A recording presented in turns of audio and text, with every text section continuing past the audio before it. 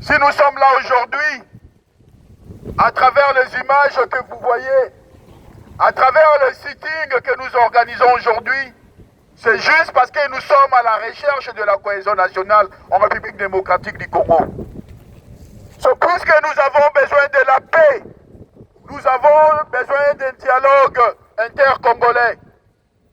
Oui, je vais revenir comme mon frère Patrick Mbamou, qui est le secrétaire exécutif de l'ECD, le parti politique cher au Martin Fayulu, le président élu, a évoqué la question du sens du dialogue et de la cohésion nationale prônée par M. Martin Fayulu.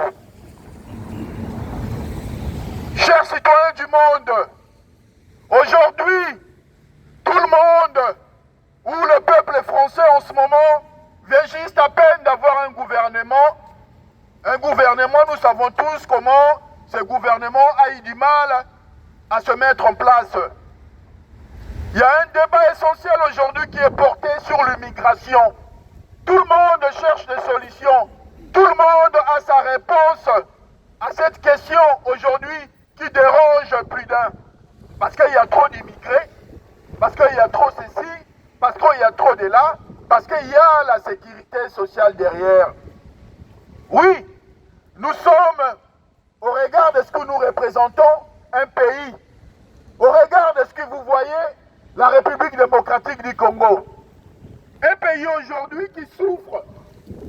Un pays qui souffre, non pas parce qu'il n'a pas de richesse, non pas parce qu'il n'a pas de gens capables de développer ce pays, mais tout simplement parce qu'il y a la guerre. Tout simplement parce qu'il y a une volonté manifestée à ce que ce pays ne puisse pas se développer. Que le peuple congolais ne soit jamais en paix, ne vive jamais en paix.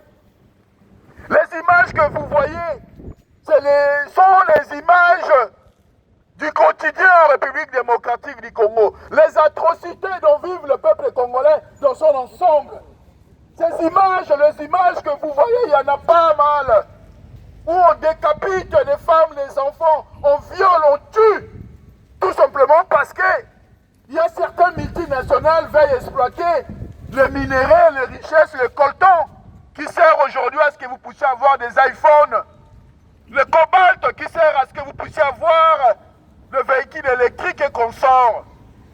Derrière ça, il y a la guerre. Derrière ça, il y a des tueries. Derrière ça, il y a des morts, il y a des vies, il y a l'instabilité politique. Alors, nous avons aussi notre idée de la solution sur la question de l'immigration, une question aujourd'hui qui dérange plus d'un. Aujourd'hui, le peuple congolais vous témoigne sa manière d'apporter aussi la réponse. La réponse, elle est là. La réponse, elle est politique en République démocratique du Congo. La réponse, elle est fondée sur la recherche de la cohésion nationale. La réponse, elle est fondée sur la paix sociale. La réponse, elle est fondée sur le soutien au dialogue qui a été prôné par Martin Fayulu, la classe politique, le père religieux et consort. Nous savons tous combien la France joue un rôle primordial en République démocratique du Congo, en particulier, et en Afrique en général.